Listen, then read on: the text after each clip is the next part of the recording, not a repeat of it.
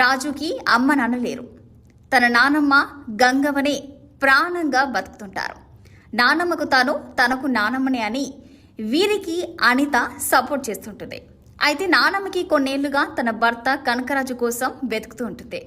ఆయన కొన్నేళ్ల క్రితం తన సంపద దోచుకుని వెళ్లిన గంగరాజుని పట్టుకునేందుకు వెళ్తాడు. మళ్ళీ తిరిగి రాడు. దీంతో తన భర్త కోసం ఆమె ఎంతో తప్పిస్తుంది. ఎప్పుడు ఆయన గురించి ఆలోచిస్తూ మతిమరుపు కూడా తెచ్చుకుంటుంది. తాతని వెతికి తీసుకురమ్మని మనవడు రాజుని కొడుతుంది. హైదరాబాద్లో కనకరాజు ఉన్నాడని తెలిసి రాజు వెతకడానికి వెళ్లి పోలీసులను ఆశ్రయిస్తాడు. అక్కడ క్రిస్టియన్ అమ్మాయి బ్రెస్సీని చూసి ఫిదా అవుతాడు. చర్చిలో ఓ పాప హార్ట్ ఆపరేషన్ కోసం 3 లక్షలు కూడా ఇస్తాడు. కానీ ఆ డబ్బుని కనకరాజు కాచేశాడని బ్రెస్సీ పోలీసులకు ఫిర్యాదు చేస్తుంది. మరి ఆ సమయంలోనే గంగరాజు మనవరాలు భైరవి సూట్ కేసులో భారీగా డబ్బుతో ఎంట్రీ ఇస్తుంది.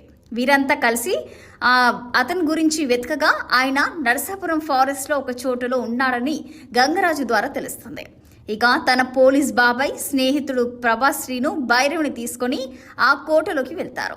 మరి అక్కడ రాజు తన తాతని కలిశాడా? తన నానమ్మ కోరిక తీర్చాడా? మరి ఆ కోటలో ఎలాంటి అనుభవాలు ఎదురయ్యాయి? అందులో ఉన్న దయ్యం ఎవరు?